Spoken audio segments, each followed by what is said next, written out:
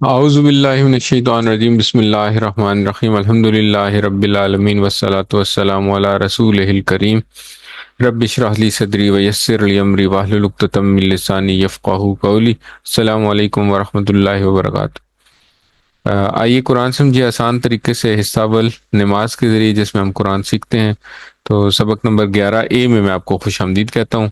آج کے سبق میں ہم سورہ اخلاص لیں گے اور گرامر میں فعل ماضی کے کچھ مزید افعال لیں گے انشاءاللہ، اور آخر میں ہمیشہ کی طرح نقطہ تعلیم ہوگا۔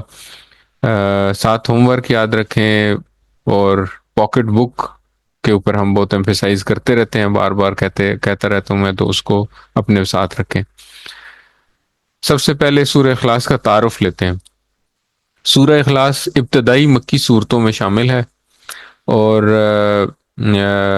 چھوٹی صورت ہے قرآن کریم کی۔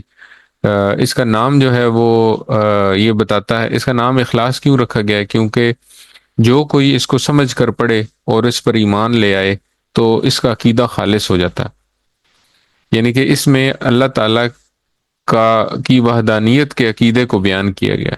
تو اگر ہم اس کو سمجھ کے پڑھیں اور اس پر ایمان لائیں تو ہمارا بھی عقیدہ خالص ہو جائے گا۔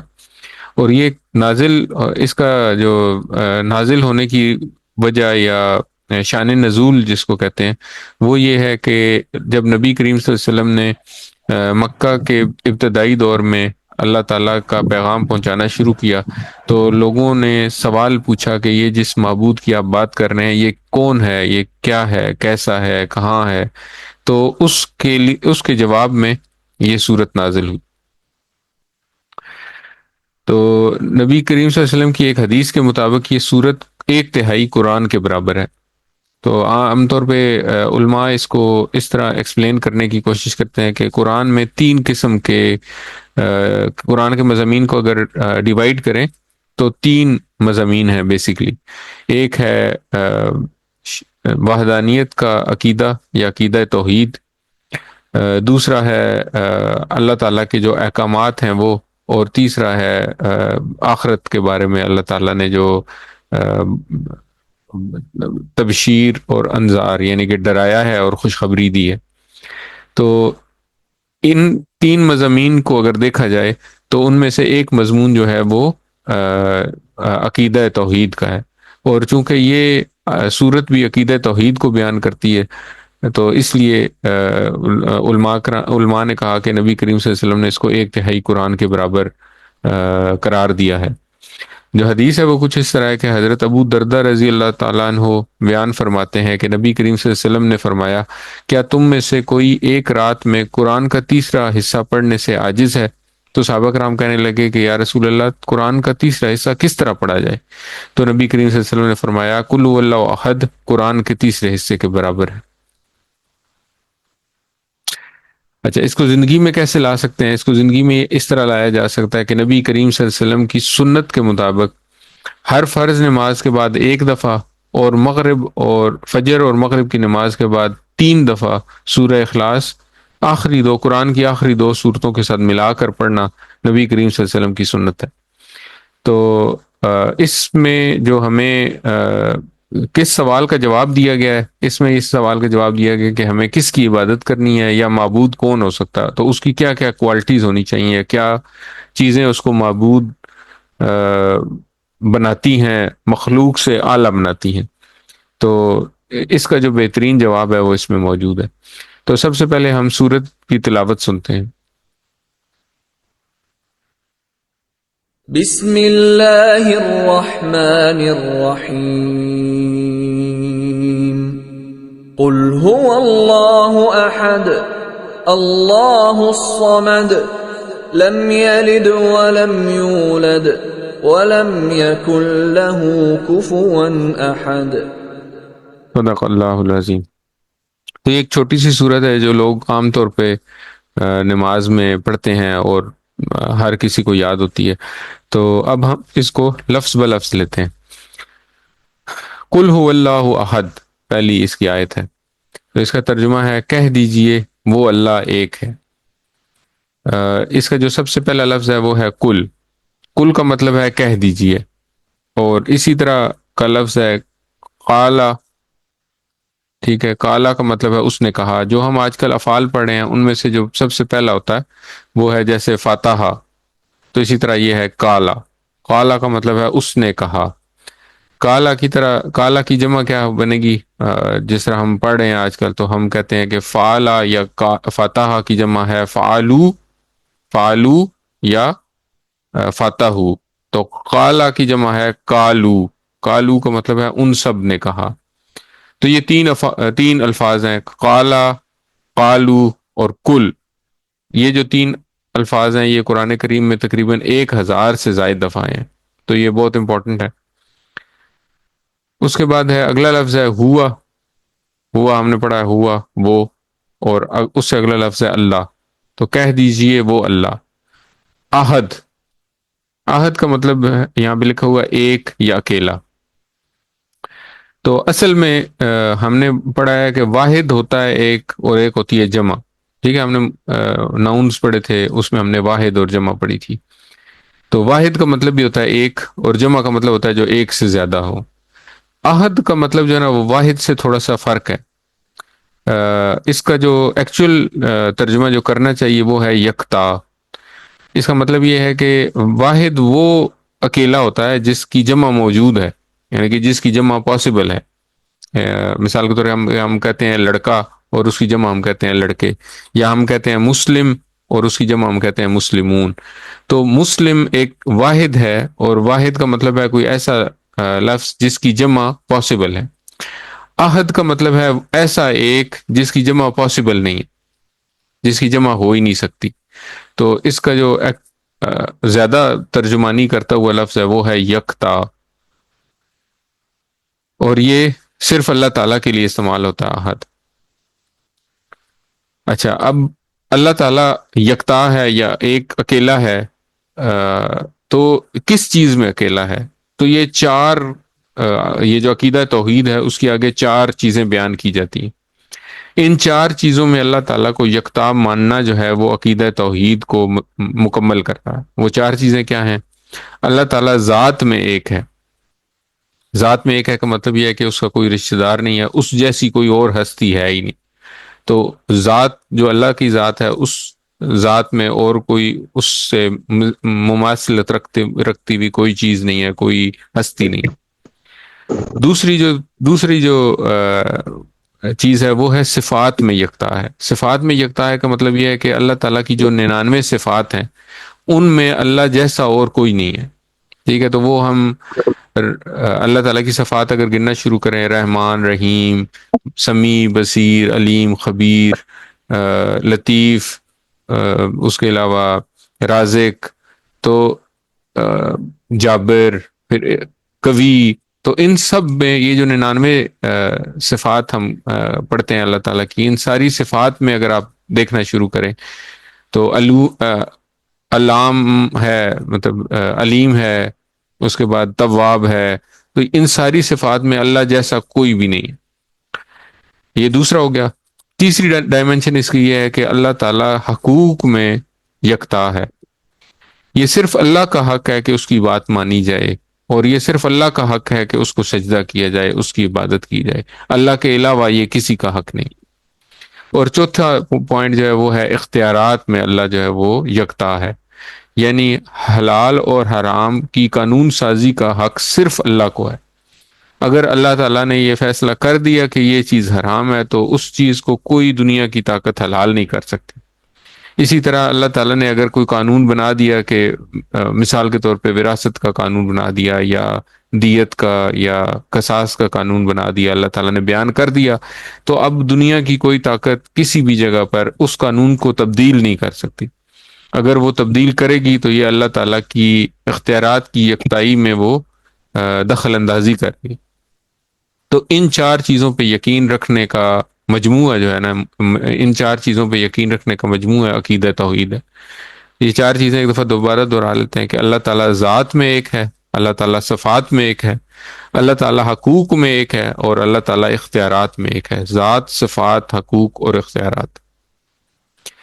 اچھا، پھر جب ہم یہ بات سمجھ جائیں تو پھر ہمیں دعا کرنی چاہیے کہ اللہ مجھے توفیق عطا فرما کہ میں ان سب میں تجھے ہی یکتا مانوں. اور پھر ہمیں احتساب کرنا اپنا کہ کتنی دفعہ میں نے اللہ کی بات مانی اور کتنی دفعہ میں نے نفس کی بات مانی، اور اللہ کے جو بھی اللہ کا فرمان ہے یا اللہ کا حکم ہے اس کو، اس کی خلاف ورزی کی اپنی نفس کی مان کے یا شیطان کی مان کے۔ اور پھر ہمیں احتساب میں اگر نہیں ہوا تو الحمدللہ، اور اگر ہوا ہے تو پھر ہمیں پلان بنانا ہے کہ کس طرح ہم نفس اور شیطان کی اطاعت سے نکلنے کا منصوبہ بنائیں اور اللہ تعالیٰ کو پریکٹیکلی، اللہ تعالیٰ کو ایک مانے، اللہ تعالیٰ کو یکتا مانے، اور پلان بنا کے اس کو اپنی زندگی میں امپلیمنٹ کرنا ہے اور پھر اس کی تبلیغ کرنی ہے۔ یہ بات ہمیں دوسروں تک پہنچانی ہے۔ دوسرا، اگر آپ نوٹ کریں تو اس میں جس طرح ہم کہہ رہے تھے کہ اشہد اللہ الہ الا اللہ میں اللہ تعالیٰ نے ہمیں شہادت دینے کا حکم دیا، تو اسی طرح قل کہہ کے اللہ تعالیٰ نے نبی کریم صلی اللہ علیہ وسلم کو اور نبی کریم صلی اللہ علیہ وسلم کے بعد ان کی امت کو یہ حکم دیا ہے کہ یہ بات کہ اللہ تعالیٰ ایک ہے، یہ بات پہنچائیں تمام مخلوق تک، تمام ان لوگوں تک جو اس بات کے منکر ہیں یا جن لوگوں تک یہ بات نہیں پہنچی۔ تو یہ بھی اس بات میں ایمفیسائز کرتا ہے کہ تبلیغ کرنا جو ہے نا وہ ہماری پرائم ریسپانسبلٹی۔ تو اس تصور اور احساس کے ساتھ اس کو پڑھیں، قل هو اللہ احد، کہہ دیجئے وہ اللہ ایک ہے۔ اچھا، دوسری آیت ہے جی اللہ الصمد، اللہ بے نیاز ہے۔ اس کا پہلا ٹکڑا تو پہلا لفظ ہے اللہ، اور پھر دوسرا ہے الصمد۔ الصمد کا مطلب ہے بے نیاز۔ بے نیاز کا کیا معنی ہوا؟ بے نیاز کا معنی یہ ہے کہ سب اللہ کے محتاج ہیں اور وہ کسی کا محتاج نہیں ہے۔ تو دو پہلو ہو گئے اس کے، ایک تو بے نیاز ہونے کا مطلب یہ ہے کہ بھئی ہم سب جو ہے نا وہ ہر کام کے لیے، اپنی سانس کے لیے، اپنی حرکت کے لیے، اپنی جنبش کے لیے، اپنے ارادے کے لیے، اپنے ارادے کو عملی جامہ پہنانے کے لیے اللہ کے محتاج ہیں۔ ہم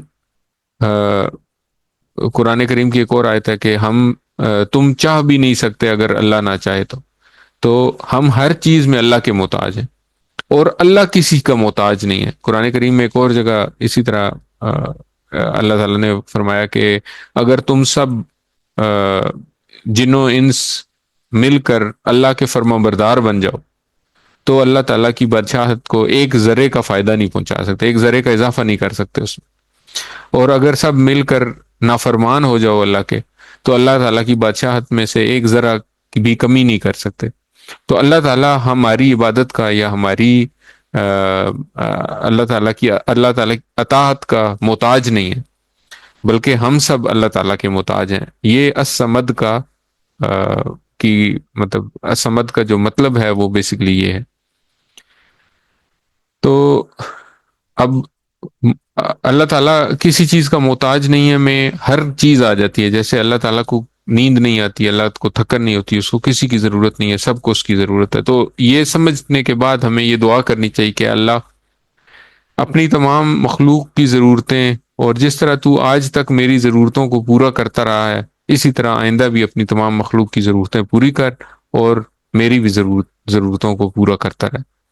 تصور کیجئے کہ اللہ تعالیٰ ایک ہستی ہے، بہت عظیم ہستی ہے، جو اس وقت کروڑوں یہاں پہ لکھا ہوا ہے، کروڑوں نہیں اربوں انسانوں کی اور خرب خرب مخلوقات ہیں اس وقت دنیا کرۂ ارض کے اوپر جو موجود ہیں، پرندے پرند، حیوانات، پھر کیڑے مکوڑے، انسان، جن، تو خربوں کی مخلوق ہے اس وقت، اور اللہ تعالیٰ ان کی ایک ایک ضرورت کو پورا کر رہا۔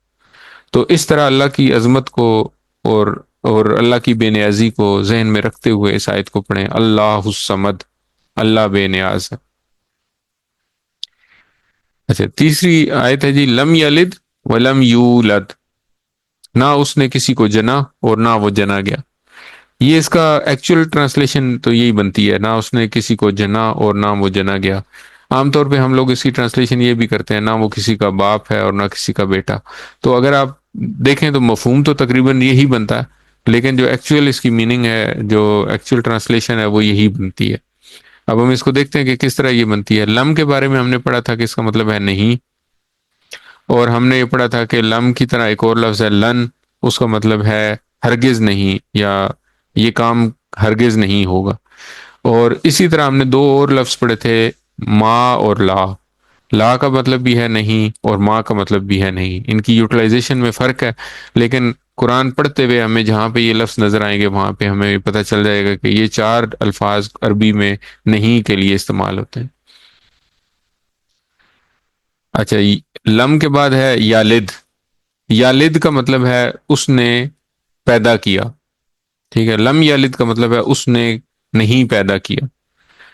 تو اب یالد جو ہے اس کو یاد رکھنے کا کیا طریقہ ہے؟ یالد جو ہے یہ اردو میں بھی ہم استعمال کرتے ہیں، والد، والدہ، والدین، اولاد، ولادت، میلاد، تو یہ بھی اسی مادے سے یا اسی روٹ لیٹر سے نکلا ہے جہاں سے یہ یالد نکلا ہے۔ تو ان کے ساتھ ہی آپ اس کو یاد رکھ سکتے ہیں۔ یالد کا مطلب ہے نہیں پیدا کیا، اور یولد، والم اور نہ، یولد کا مطلب ہے وہ پیدا کیا گیا۔ تو یہ بیسیکلی ایکٹیو وائس اور پیسو وائس ہوتے ہیں، جیسے ہم نے پڑھے کبھی کہ آپ کچھ انگلش میں اور اردو میں ایکٹیو وائس اور پیسو وائس الفاظ جملے ہوتے ہیں، تو یالد اور یولد جو ہے یہ ایک دوسرے کا ایکٹیو وائس پیسو وائس ہے۔ یالد کا مطلب ہے اس نے پیدا کیا، اور یولد کا مطلب ہے وہ پیدا ہوا یا وہ پیدا کیا گیا، اس نے جنا یا وہ جنا گیا۔ تو اس میں اگر آپ دیکھیں تو یہ ایکٹیو وائس اور پیسو وائس ہے۔ اور اسی کو اگر آپ ٹرانسلیٹ کریں عام الفاظ میں، تو یالد کا مطلب ہے اس نے جنا یا اس نے پیدا کیا، تو اس کا جو عام ٹرانسلیشن کی جاتی ہے، نہ وہ کسی کا باپ ہے، اور یولد کا مطلب ہے وہ جنا گیا، تو اس کی ٹرانسلیشن کی جاتی ہے اور نہ وہ کسی کا بیٹا۔ تو مطلب تو سیم ہی ہے، مطلب تو سمجھ آ جاتا ہے، لیکن جو ایکچوئل میننگ ہے یلد اور یولد کا وہ ہے اس نے جنا، اور یولد ہے وہ جنا گیا۔ تو یہ آپس میں ایکٹیو وائس پیسو وائس ہے۔ تو یہ ہم انشاءاللہ ایکٹیو وائس پیسو وائس کے بارے میں QC2 میں جا کے انشاءاللہ پڑھیں گے۔ نہ اس کی کوئی اولاد ہے اور نہ وہ کسی کی اولاد ہے۔ اب اولاد کا جو ضرورت کیوں پڑتی ہے؟ اولاد کی ضرورت کے بارے میں اگر ہم سوچیں تو اولاد کی ضرورت اس لیے پڑتی ہے کہ جب انسان تھک جاتا ہے تو بچے اس کا دل بہلاتے ہیں، جب انسان بوڑھا ہو جاتا ہے تو بچے اس کا سہارا بنتے ہیں، اور جب انسان مر جاتا ہے تو بچے اس کا کام اور نام جاری رکھتے ہیں۔ چونکہ اللہ تعالیٰ ان ساری کمزوریوں سے پاک ہے، تو اس کے لیے اس کو اولاد کی ضرورت نہیں، نہ وہ تھکتا ہے نہ وہ بوڑھا ہوتا ہے، وہ ہمیشہ سے ہے، وہ ہمیشہ رہے گا، اور اس لیے اللہ کو اولاد کی ضرورت ہی نہیں۔ تو اب یہ آیت پڑھتے ہوئے ہمیں یہ بھی دیکھنا ہے کہ اس آیت کو ہم نے، اس پیغام کو 150 کروڑ عیسائیوں تک پہنچانا ہے اور یہودیوں تک پہنچانا ہے، جنہوں نے اللہ تعالیٰ کی خدائی میں شریک ٹھہرانے کے لیے مختلف نبیوں کو اللہ کا بیٹا بنا لیا۔ تو کل جو شروع میں جو کل بتایا، کل کہا گیا، اس کل کے ساتھ ہمیں نہ صرف وہ جو اللہ ایک ہے کا پیغام ہے وہ ہمیں ان لوگوں تک پہنچانا ہے جو کہ اللہ کے سوا کسی اور کچھ اور چیزوں کو بھی عبادت کے لائق ٹھہراتے ہیں، اور یہ پیغام ہمیں ان لوگوں تک پہنچانا ہے جو کہ اللہ تعالیٰ کے ساتھ کسی کو خدائی میں شریک اس طرح ٹھہراتے ہیں کہ وہ اس کا کوئی بیٹا بنا دیتے ہیں یا کوئی بیٹی بنا دیتے ہیں۔ تو اس تصور اور احساس کے ساتھ پڑھیں، لم یلد ولم یولد، نہ اس نے کسی کو جنا اور نہ وہ جنا گیا۔ اچھا، آخری آیت ہے جی، وَلَمْ يَقُلْ لَهُ كُفُوًا أَحَدٌ، اور نہیں ہے کوئی اس کا ہمسر۔ وا کا مطلب ہے اور، لم کا مطلب ہے نہیں، اور یکن یہ ہم تھوڑا سا آگے جا کے یہ فعل ہے، یہ ہم پڑھیں گے اس کے بارے میں، اس کا مطلب عام طور پہ ہوتا ہے ہوا، لیکن یہاں پہ ہم کہیں گے ہے۔ تو آپ اس کو فی الحال آپ اسی طرح یاد رکھیں، وَلَمْ یکن کا مطلب ہے اور نہیں ہے۔ اچھا، لہو تو اس کا، یہ تو اس کا پورا ٹیبل ہم نے پڑھا، لہو، لہم، لکا، لی، لکم، لنا، تو لہو اس کا۔ کفوان، کفوان کا مطلب ہے ہمسر یا برابری کا۔ تو اس کو یاد رکھنے کا طریقہ کیا ہے کہ ہم عام طور پہ کہتے ہیں کہ رشتہ طے کرتے وقت کف کا خیال رکھا جائے، یعنی کہ لڑکے اور لڑکی کے خاندان میں مماثلت ہو تو زیادہ چانسز ہوتے ہیں کہ وہ رشتہ جو ہے وہ قائم رہے گا۔ تو کف کو آپ اس طرح یاد رکھ سکتے ہیں، کف کا مطلب ہے برابری یا ہمسر۔ اور عہد، یہ ہم پہلے بھی پڑھ چکے ہیں، عہد کا مطلب ہے کہ کوئی ایک کوئی بھی. تو ولم یکن لہ کفوا احد کا مطلب ہے کہ نہیں ہے اس کا ہمسر کوئی. تو شروع والی آیت میں ہم نے اللہ تعالیٰ کو ایک کہا، اور آخر میں ہم نے آخری آیت میں اللہ تعالیٰ کے بارے میں ہم نے کہا کہ کوئی بھی اللہ کے مطلب اللہ ایک ہے اور اللہ جیسا اور کوئی بھی نہیں. تو اب اس میں سے کیا اسباق نکال سکتے ہیں کہ اللہ تعالیٰ کا جو عقیدہ توحید ہے، ہم نے پہلی آیت میں پڑھا کہ اللہ تعالیٰ ایک ہے، تو ہم نے یہ کہا تھا کہ ذات میں ایک ہے، صفات میں ایک ہے، حقوق میں ایک ہے، اختیارات میں ایک ہے. اور یہاں پہ ہم کہہ رہے ہیں کہ اللہ کی برابری کا کوئی بھی نہیں، یعنی کہ انہی چار چیزوں میں نہ ذات میں اللہ کی برابری کا کوئی ہے، نہ صفات میں اللہ کی برابری کا کوئی ہے، نہ حقوق میں اور نہ اختیارات میں. تو بیسیکلی جو پہلی آیت میں ہم نے جو چیز پازیٹیو انداز میں کہی، اسی کو آخری آیت میں نیگیٹو انداز میں اس کی نیگیشن کی جا رہی ہے کہ ایسا کوئی بھی نہیں ہے جو کہ اللہ کے قریب بھی پہنچ سکے. تو یہ آیت پڑھنے کے بعد سوچئے کہ کیا میرے ذہن میں کوئی اور بھی ہے جس سے میں ڈرتا ہوں، کسی اور سے امید رکھتا ہوں، یا کسی اور کو طاقتور سمجھتا ہوں، یا میں اپنے کسی کام کے لیے کسی اور کی طرف دیکھتا ہوں. اور پھر ہمیں دعا کرنی ہے کہ اے اللہ تو میرے لیے کافی ہو جا، یعنی میری حفاظتوں اور میری ضرورتوں کو پورا کرنے کے لیے صرف تو ہی کافی ہو جا. میرے ذہن میں یا میرے خیال میں یا میں کسی اور سے امید نہ رکھوں، میں کسی اور سے مت ڈروں، میں کسی اور کو طاقتور نہ سمجھوں، میں اپنے کسی کام کے لیے کسی اور کی طرف نہ دیکھوں، مجھے کسی کا محتاج نہ کر. اس تصور کے ساتھ پڑھیں اس کو، ولم یکن لہ کفوا احد، اور نہیں ہے اس کا ہمسر کوئی. تو جس طرح ہم نے شروع میں بھی بات کی تھی کہ اللہ تعالیٰ کے 99 نام جو ہیں، ان ناموں میں اللہ تعالیٰ یکتا ہے، اسی طرح اللہ تعالیٰ کا ان ناموں کے حساب سے اگر آپ پڑھیں تو ان ساری کوالٹیز میں اللہ تعالیٰ کی برابری کا کوئی نہیں. تو سورہ اخلاص سے محبت پیدا کرنی جو ہے نا وہ بڑی ضروری ہے. اس کے لیے ہم ایک صحابی کا واقعہ سنتے ہیں. ایک صحابی اس سورت کو ہر رکعت میں پڑھتے تھے. تو نبی کریم صلی اللہ علیہ وسلم نے پوچھا کہ آپ اس سورت کو ہر رکعت میں کیوں پڑھتے ہیں؟ تو انہوں نے فرمایا کہ مجھے اس سورت سے بہت محبت ہے. تو نبی کریم صلی اللہ علیہ وسلم نے فرمایا اس سورت سے تمہاری محبت نے تمہیں جنت میں داخل کر دیا. تو اب آپ یہ نوٹ کریں کہ بار بار پڑھنے کی وجہ سے نہیں جنت میں داخلے کی اللہ کے نبی نے ان کو بشارت دی، بلکہ جب انہوں نے یہ کہا کہ مجھے اس سورت سے محبت ہے تو اللہ تعالیٰ کے نبی نے فرمایا کہ اس سورت سے تمہاری محبت نے تمہیں جنت میں داخل کر دیا. تو اگر ہمیں بھی اس سورت سے محبت ہو جائے تو نبی کریم صلی اللہ علیہ وسلم کی یہ بشارت انشاءاللہ ہمارے لیے بھی ہماری کامیابی کے لیے بھی موجود ہوگی. اب ہم اس کو کیسے، اس کے بارے میں اس سے محبت کیسے بنائیں؟ تو جب آپ کسی سے ملتے ہیں پہلی بار تو آپ کیسے متاثر ہوتے ہیں؟ تو اگر آپ کسی شخص سے ملیں اور وہ آپ کو بتائے کہ میرا چچا یا میرا ماموں یا میرا بھائی فلانے بڑے عہدے کے اوپر ہے، صدر کے ساتھ ہوتا ہے، یا میرا بھائی صدر ہے، تو آپ اس سے امپریس ہوں گے کہ یار یہ کتنا مطلب یہ کتنی اپروچ والا انسان ہے. تو جب آپ اپنے رب کے بارے میں کسی کو بتائیں گے، اپنے رب کے بارے میں یہ سوچیں گے کہ میں اس رب کا بندہ ہوں جس جیسا کوئی نہیں، وہ سب کچھ کر سکتا ہے جو اور کوئی نہیں کر سکتا اس دنیا میں. اس کے پاس وہ ساری اس کے اندر وہ ساری کوالٹیز ہیں جو کہ اس دنیا میں اور ان کوالٹیز والا بندہ کوئی اور کوئی کوالٹیز ان کوالٹیز والی ہستی نہیں ہے، نہ ابھی ہے، نہ اس سے پہلے تھی، اور نہ مستقبل میں ہوگی، اور میں اس رب کا بندہ ہوں. تو جب آپ اپنی افیلیشن اپنی اس رب کے ساتھ رکھیں گے اور لوگوں کو اپنا تعارف اس رب کے حوالے سے کرائیں گے تو پھر دیکھیں کہ آپ کی جو اہمیت ہے وہ کیسی رہے گی. تو اس تصور اور احساس کے ساتھ جب ہم اس سورت کو پڑھیں گے تو ہمیں اس سورت کے ساتھ انشاءاللہ محبت پیدا ہو جائے گی. تو ہم محبت سے جب بار بار پڑھیں گے تو انشاءاللہ نبی کریم صلی اللہ علیہ وسلم کی جو بشارت ہے وہ ہمارے لیے بھی ہوگی. پھر آپ غور کریں کہ شرک اور دوسری گمراہیوں کی گندگی اور گمراہی پر غور کریں. مثال کے طور پہ اپنے ارد گرد جو آپ کے غیر مسلم ہیں ان کی دیکھیں کہ ان کا جو دین ہے یا ان کا جو مذہب ہے وہ ان سے کس طرح کے کام کرواتا ہے. مثال کے طور پہ اگر آپ انڈیا میں جو ہمارے قریب ترین جو سب سے بڑا غیر مسلم ملک ہے، وہاں پہ دیکھیں تو ہندوؤں کو دیکھیں کہ وہ کس کس طرح کی حرکتیں کرتے ہیں۔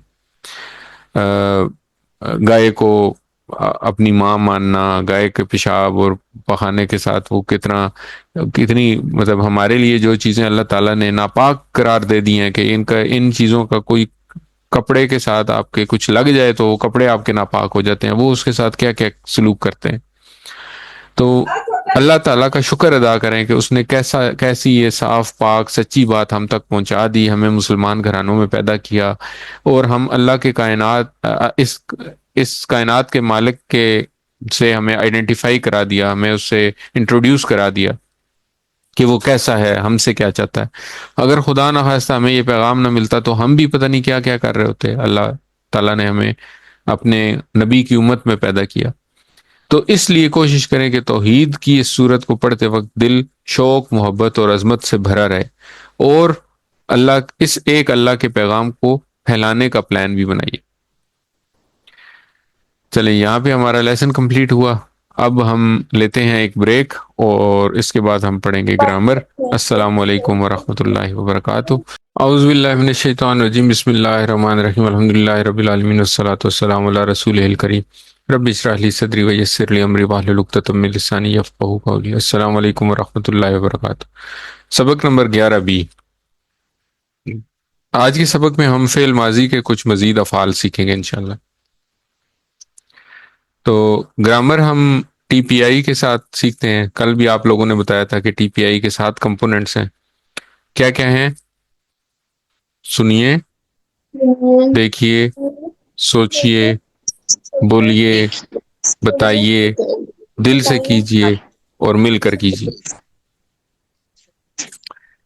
اچھا، ابھی تک ہم کیا پڑھ چکے ہیں؟ ہم ہر دفعہ اس کی ریویژن بھی کرتے ہیں۔ اسم، فعل، حرف۔ اسم کیا ہے؟ کسی کا نام یا صفت۔ تنوین، واو نون، یا نون یا الف تیز کی نشانیاں ہیں۔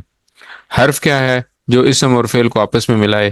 تو ہم نے 7 حروف پڑھے تھے، اگر کوئی بتا سکے کہ 7 حروف کیا کہتے؟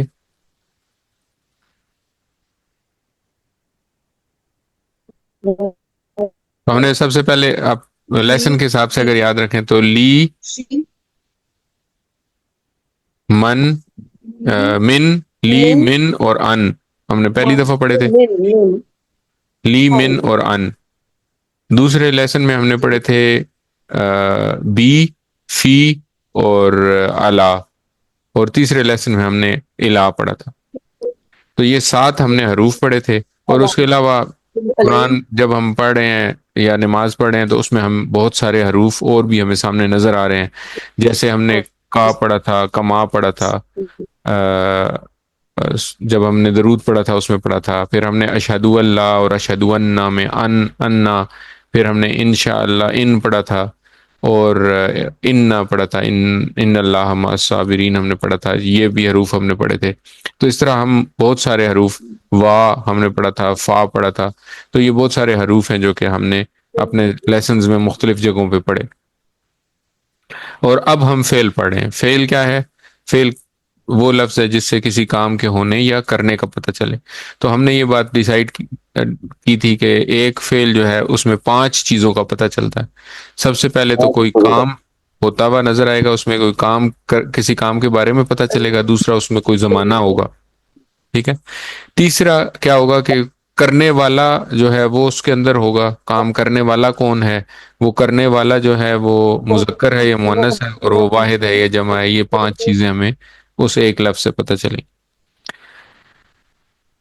اچھا جی، تو اس کے بعد ہم نے یہ پڑھا تھا کہ عربی میں اکثر حروف 99% جو وربز ہیں، حروف فعل ہیں، وہ 3 حروف سے مل کے بنتے ہیں۔ تو ہم نے اس کا پڑھا کہ فا کلمہ، عین کلمہ اور لام کلمہ کے بارے میں پڑھا کہ پہلا حرف جو ہے اسے فا کلمہ کہتے ہیں، دوسرا حرف عین کلمہ اور تیسرا حرف لام کلمہ ہے۔ اور یہ کیوں کہتے ہیں؟ کیونکہ فا لا کے سانچے پہ ہم اس کو رکھتے ہیں۔ پھر ہم نے مثالیں پڑھی، فتح، نصر، ضرب۔ پھر ہم نے 3 قسمیں پڑھی اسم کی، فعل کی۔ ہم نے پڑھا کہ فعل ماضی ہے جو کہ ہو چکا، کمپلیٹ ہو گیا۔ فعل مضارع ہے جو ابھی تک مکمل نہیں ہوا، ہو رہا ہے یا ابھی ہونا ہے۔ اور تیسرا ہم نے پڑھا فعل امر، جس میں کسی کام کا حکم یا کسی کام کی درخواست کی جاتی ہے۔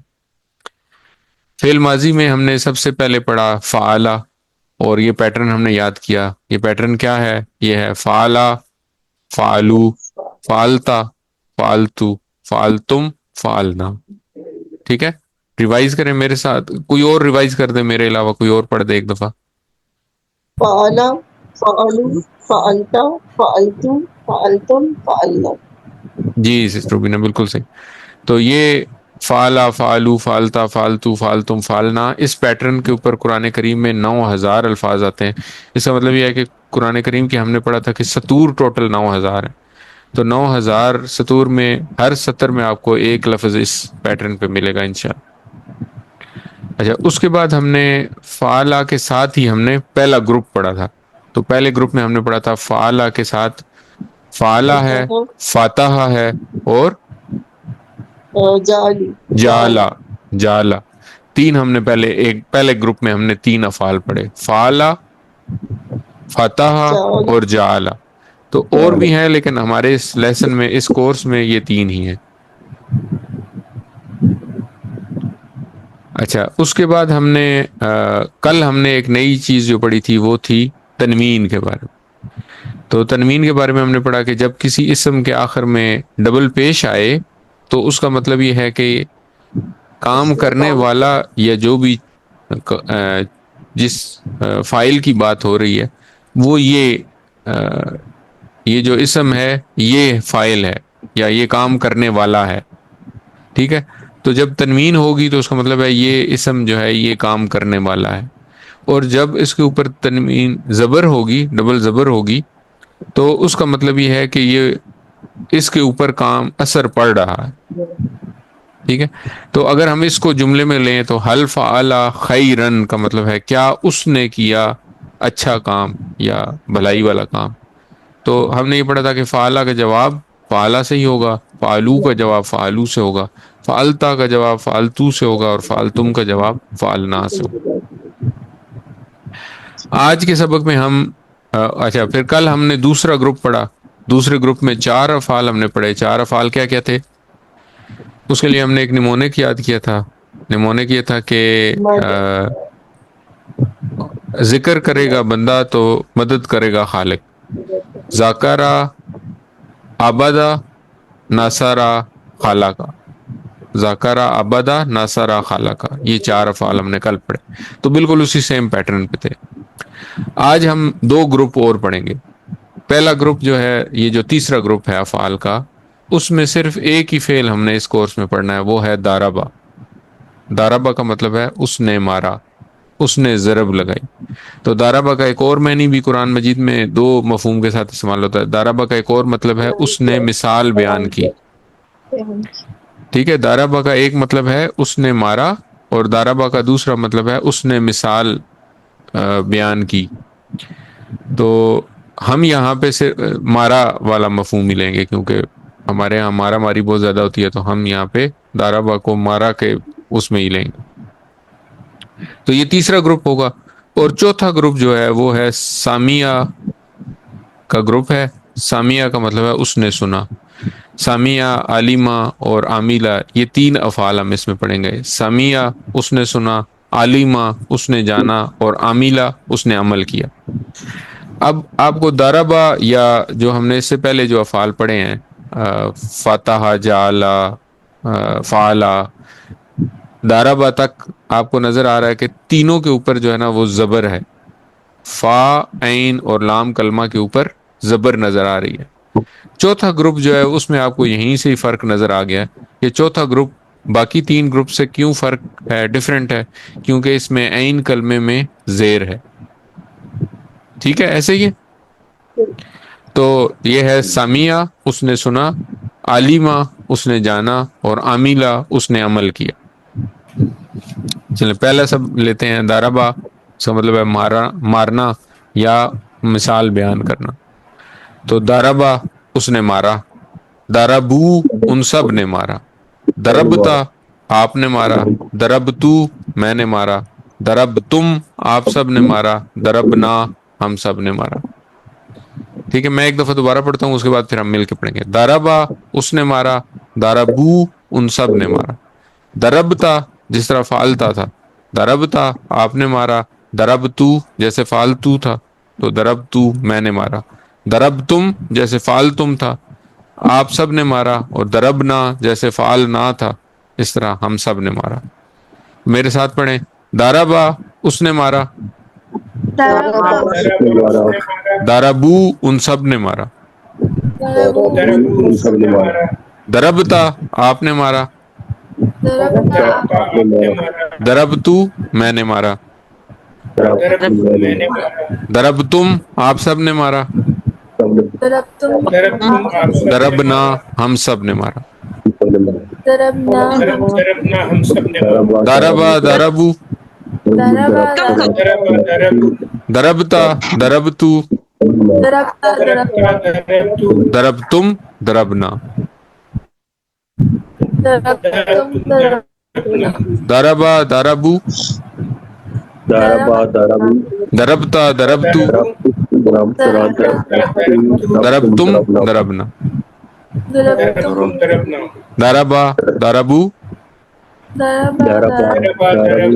ضربتا ضربتو، ضربتم ضربنا۔ بول چال میں لیں تو ہم نے یہ پڑھا تھا کہ ماضی میں جب آپ نے نیگیٹ کرنا ہوتا ہے، اب مارنا اچھی بات نہیں ہے تو ہم اس کا جب جواب دیں گے تو نفی کے ساتھ جواب دیں گے، اور ہم نے یہ پڑھا تھا کہ ماضی میں جب نفی کے ساتھ جواب دینا ہوتا ہے تو کیا استعمال ہوتا ہے؟ ما استعمال ہوتا ہے۔ تو ہم کہیں گے حل ضربا کیا اس نے مارا؟ ما ضربا اس نے نہیں مارا۔ حل ضربو کیا ان سب نے مارا؟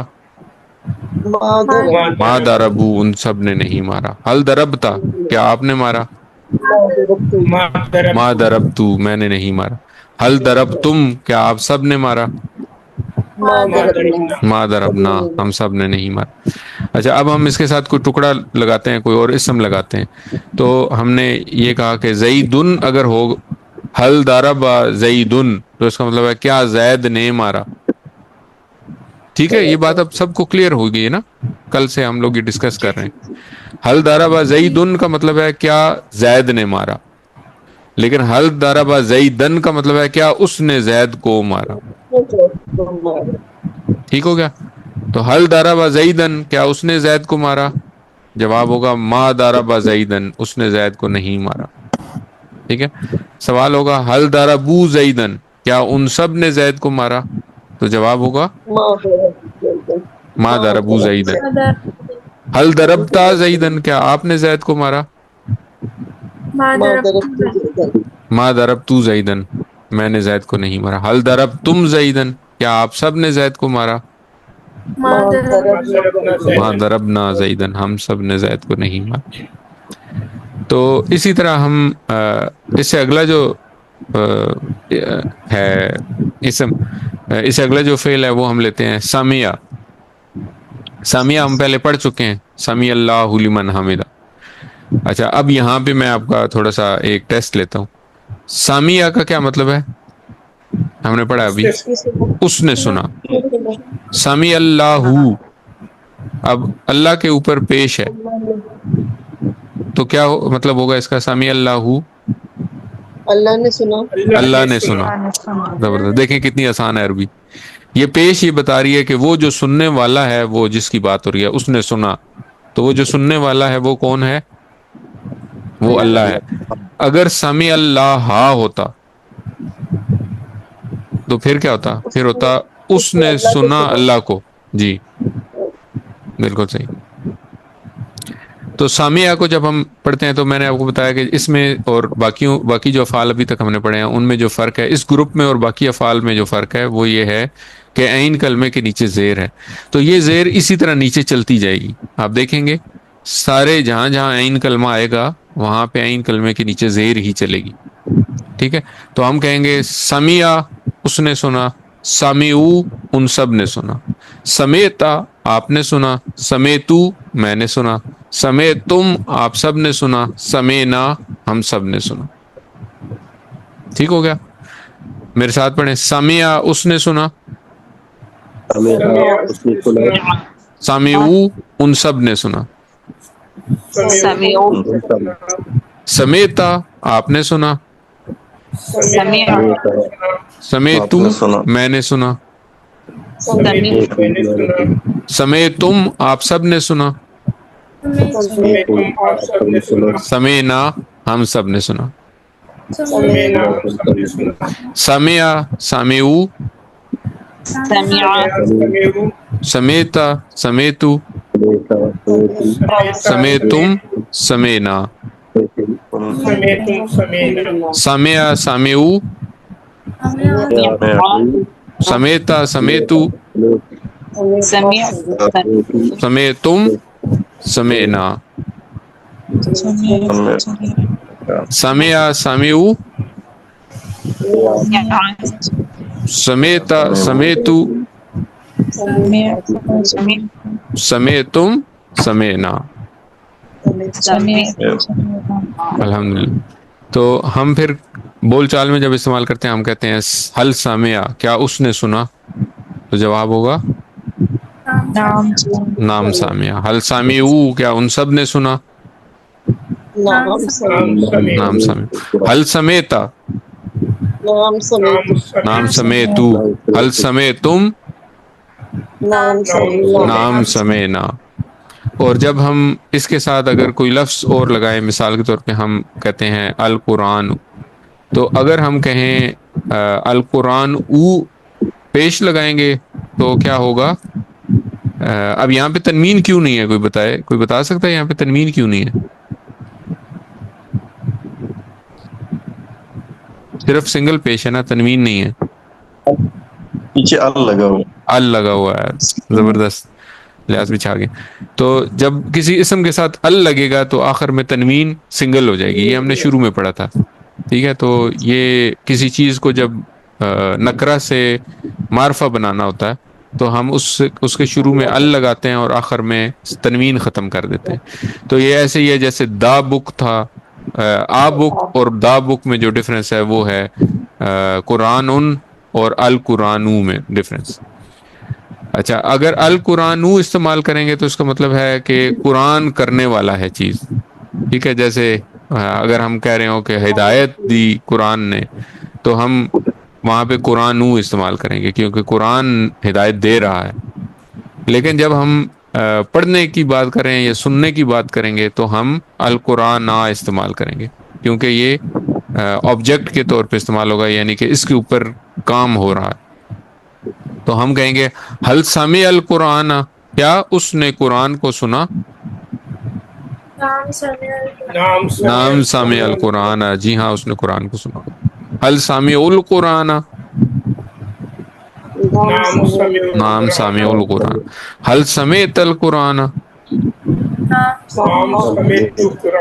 نام سمیت القرآن، یا نام اس کو ملا سکتے ہیں، نام سمیت القرآن۔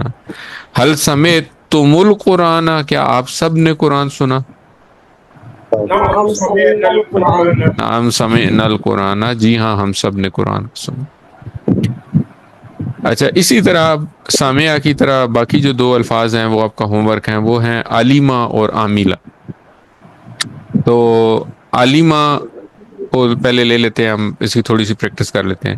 علیمہ اس نے جانا یا اس نے معلوم کیا، اس نے جانا۔ علیمہ علم سے یاد رکھیں گے آپ، علم کا مطلب ہے جاننا، تو علیمہ کا مطلب ہے اس نے جانا، اس نے جانا۔ عالمو ان سب نے جانا۔ علمتا آپ نے جانا، علمتو میں نے جانا، علمتم آپ سب نے جانا، علمنا ہم سب نے جانا۔ ٹھیک ہے، میرے ساتھ ایک دفعہ پڑھیں۔ علیمہ اس نے جانا، علمو ان سب نے جانا۔ علمتا آپ نے جانا، علمتو میں نے جانا، علمتم آپ سب نے جانا، علمنا ہم سب نے جانا۔ علمہ علمو، علمتا علمتو، علمتم علمنا۔ ٹھیک ہے، یہ آپ کا ہوم ورک ہے، تو اس کی بس ہم تھوڑی سی پریکٹس کرتے ہیں۔ اور اسی طرح چوتھا جو لفظ ہے وہ ہے عاملہ۔ تو عالمہ اور عاملہ میں جو عین اور لام کلمے کا فرق ہے، وہاں پہ لام جو ہے وہ عین کلمہ ہے اور یہاں پہ میم عین کلمہ ہے، وہاں پہ میم جو ہے وہ لام کلمہ ہے تو یہاں پہ لام کلمہ ہے، باقی سارا تقریباً اسی طرح۔ تو عاملہ اس نے عمل کیا، عاملو ان سب نے عمل کیا، عملتا آپ نے عمل کیا، عملتو میں نے عمل کیا، عملتم آپ سب نے عمل کیا، عملنا ہم سب نے عمل کیا۔ میرے ساتھ پڑھیں، عاملہ اس نے عمل کیا، عاملو ان سب نے عمل کیا، عملتا آپ نے عمل کیا، عملتو میں نے عمل کیا، عملتم آپ سب نے عمل کیا، عملنا ہم سب نے عمل کیا۔ عملہ عاملو، عملتا عملتو، عملتم عملنا۔ الحمدللہ۔ تو یہاں پہ ہمارے جو افعال ہیں وہ ختم ہو گئے۔ اس لیسن میں ہم نے یہی افعال پڑھنے ہیں۔ تو یہ کتنے افعال ہیں؟ یہ 11 افعال ہیں۔ سب سے پہلے جو ہیں وہ پہلا گروپ ہے، 4 گروپ ہیں جن میں 11 افعال ہیں۔ تو سب سے پہلے گروپ میں 3 افعال ہیں، فاتح، فعلا اور جعلا، ٹھیک ہوگا۔ دوسرا جو گروپ ہے اس میں 4 افعال ہیں، تو 4 اور 3 7 ہو گئے۔ وہ ہیں جی ناصرہ، عبدہ، خلقہ، ذکرہ۔ اس کے بعد اگلا جو گروپ ہے اس میں ایک ہی فعل ہے، ضربہ۔ اور اس کے بعد اگلا جو چوتھا گروپ ہے اس میں 3 افعال ہم پڑھیں گے۔ 3 افعال ہم نے پڑھے ہیں، سمیع، عاملہ اور عالمہ، ٹھیک ہے۔ یہ 11 افعال ہم نے پڑھنے ہیں اس سبق میں، اس کورس میں انشاءاللہ۔ تو ماضی جو ہے وہ یہاں پہ ہمارا ختم ہو گیا۔ تو یہیں تک جو ہمارا کورس ہے وہ ہم اگلے ٹیوزڈے کو ریوائز کریں گے، اور وینسڈے کو یہاں تک کا ٹیسٹ ہوگا، اور اس کے بعد پھر ہم انشاءاللہ آگے پڑھیں گے۔ آج کا نقطہ تعلیم کیا ہے؟ چوتھا ہوم ورک، اور وہ ہے کتاب سے پڑھیے۔ نبی کریم صلی اللہ علیہ وسلم قرآن کے معلم بنا کر بھیجے گئے تھے، تو کیا ہم یہ نہیں چاہتے کہ ہم ان کے اسٹوڈنٹ بنیں؟ ضرور چاہتے ہیں ہم سب۔ تو کیسے ہوگا یہ؟ اللہ تعالیٰ کے نبی نے فرمایا، جو شخص علم کی تلاش میں نکلتا ہے اللہ تعالیٰ اس کے لیے جنت کا راستہ آسان کر دیتے ہیں، اور فرشتے علم حاصل کرنے والے کے لیے اپنے پر بچھا دیتے ہیں اس کام کی خوشی میں جو وہ کر رہا ہوتا ہے۔ اس کی روایت جو ہے وہ ہے ابو دردہ رضی اللہ تعالیٰ عنہ سے۔ تو چوتھا ہوم ورک ہمارا یہ ہے کہ ہم علم حاصل کریں، اور علم حاصل کرنے کے لیے ہمارے پاس ایک کورس کی کتاب ہے، اس کتاب سے اپنے جو لیسنز ہیں ان کو ریوائز کریں۔ کچھ چیزیں ہوں گی جو کہ پریزنٹیشن میں مس ہو جاتی ہیں، کچھ چیزیں ہوتی ہیں جن کے اوپر ایمفیسائز کرنے میں کوتاہی ہو جاتی ہے، کچھ کمی ہو جاتی ہے۔ اس کتاب کے اندر جو کچھ ہے وہ سٹینڈرڈ ہے ایک، اور وہ مینشنڈ ہے، ہر پوائنٹ وہاں پہ مینشنڈ ہے۔ تو نبی کریم صلی اللہ علیہ وسلم نے فرمایا، تم میں سے بہترین وہ ہے جو قرآن سیکھے اور دوسروں کو سکھائے۔ تو یہ سمجھ کر کہ ہم ایک بہترین کام کر رہے ہیں تو اس کتاب کو پڑھیں، قرآن کو سیکھنے کی کوشش کریں۔ اس لیے چوتھا ہوم ورک کورس کی کتاب کا روزانہ مطالعہ کرنا، اور پھر یہ دعا کرنا کہ اے اللہ ہمیں بھی اس عمل کے صدقے، یہ جو عمل ہم کر رہے ہیں اس کے صدقے قیامت والے دن بہترین لوگوں میں شامل کر دیں، آمین۔ الحمدللہ، سبق نمبر 11 کے اختتام پر ہمارے سیکھے گئے الفاظ کی تعداد 131 ہو گئی ہے، جو قرآن کریم میں 30,000 سے زائد دفعہ ہیں۔ قرآن میں ٹوٹل 4,500 الفاظ ہیں جو کہ 78,000 بار آئے ہیں۔ 7 ہوم ورک یاد رکھیں، 2 تلاوت کے، جن میں سے 5 منٹ قرآن کریم سے پڑھنا، 5 منٹ اپنے حافظے سے پڑھنا، اور اس پڑھنے میں ان الفاظ کو ڈھونڈنے کی کوشش کریں جو ہم نے آج تک ان اسباق میں پڑھ لی۔